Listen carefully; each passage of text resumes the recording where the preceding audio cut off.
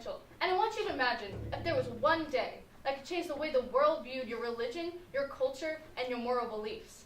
For 1.8 billion Muslims around the world, that day was September 11, 2001. After 9/11, according to Laila Abdullah,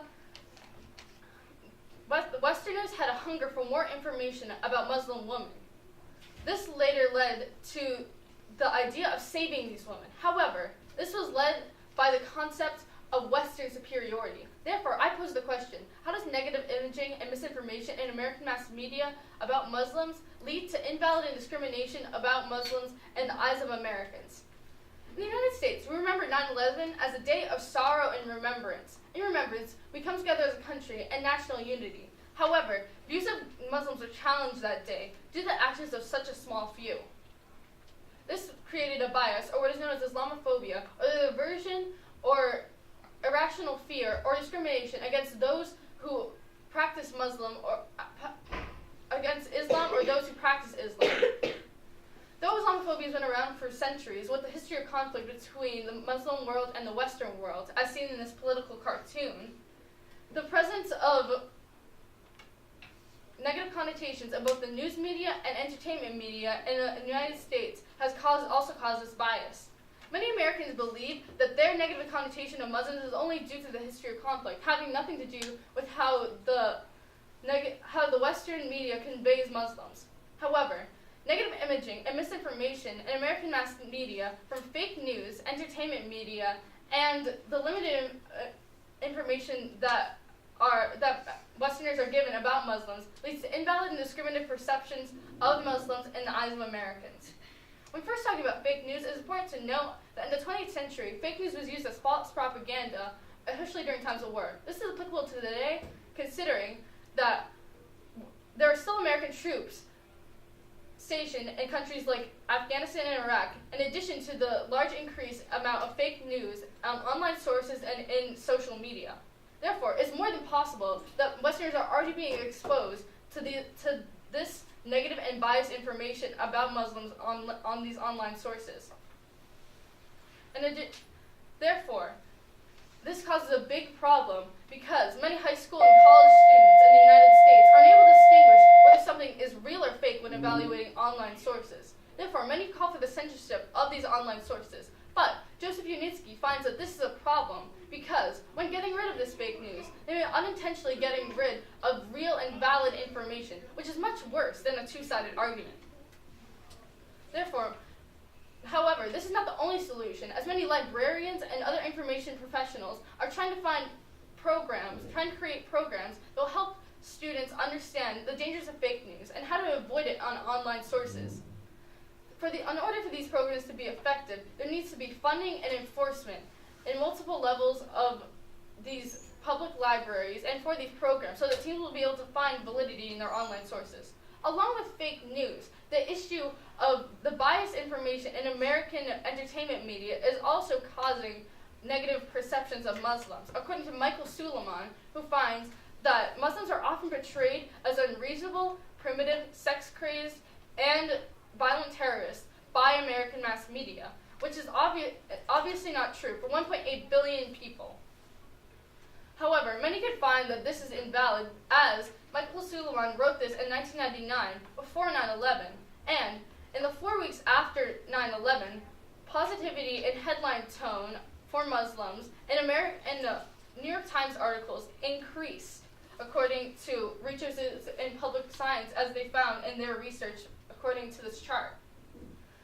Additionally, however, this is not the only area of media that was affected after 9/11, and for many areas it was affected for the worse. For example, in other parts of media, such as movies and television, it was affected negatively because Muslims are still being treated in such a negative way, which provokes fear into the eyes of Americans and creates these biased perspectives. Therefore, many call for the more positive connotations of Muslims in American mass media, but however, this needs to come from government involvement in this issue so this bias can be eliminated. However, the biggest issue involving bias in American media comes from the limited overall information that Americans are given about the Muslim world that is valid enough. This is due to the fact that many high school world's history textbooks are leaving out the positive accomplishments of Islam and the Muslim world, instead of focusing on these negative stereotypes, which creates a direct connection to that of those in the mass media. Therefore, many Americans need to understand that Islam is a message of peace, and it always has been. And this can be attributed into the lives of Westerners and help them create a healthy and more positive lifestyle. However, many believe that Americans already have enough information about Muslims, especially post 9/11, according to Aisha Pena, when she states that researchers and other scholarly professionals in this subject have provided information to Westerners about the Muslim world after 9/11. However, Pena goes on to talk about how much of this information was heavily biased. Therefore, from all of this, it is easy to understand why negative information and negative imaging and misinformation in American mass media leads to invalid and discriminated perception because of this fake news and the presence of bias in entertainment media and the limited overall knowledge that Americans are given about the Muslim world. The limited knowledge aspect causes the biggest problem, however, because it could be very detrimental in how this bias continues in the United States and in mass media in the future. Therefore, in order to fix all of these problems, we need to focus on better educating younger generations on understanding the Muslim world better, and in addition, simultaneously teaching them the dangers of fake news and how to avoid it online. This will, in effect, help younger generations have a better understanding of the Muslim world and have a less biased opinion against them. In addition, they will be able to deny falsity from these false online sources and fake news. This will go on to help benefit relations between the U.S. and the Middle East, and both politically and socially, while in addition helping to set a higher standard for the United States education system in creating more inclusive and accepting community for all students. However, these programs cannot be implemented without the enforcement from various areas of the school department, as well as the funding for these programs and educational resources. Therefore, state government enforcement involvement is needed, along with the cooperation of school departments, to help these programs and education of the Muslim world be implemented throughout the country. Before this can be implemented, I ask you, as a citizen of the United States, to not trust everything you find on online sources, as it can be very detrimental in the perception of others, and block the way in creating a more equal and positivity-driven society in the future.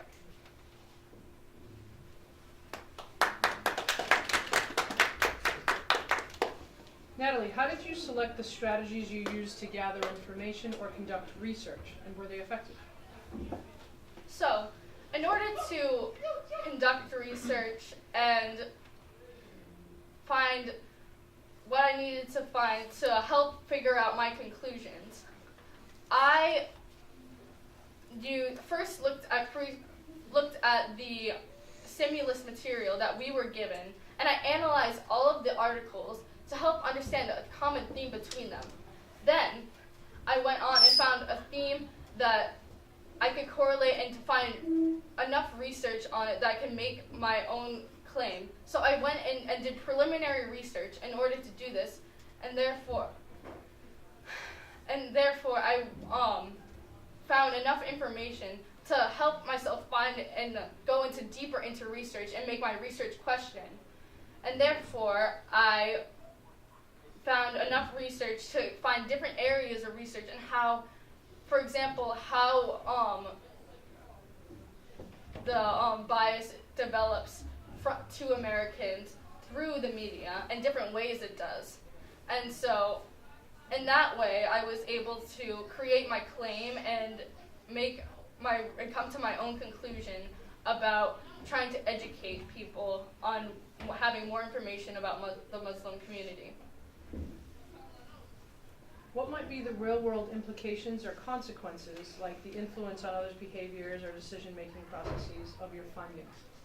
So, as I spoke about earlier, the real-world implications could be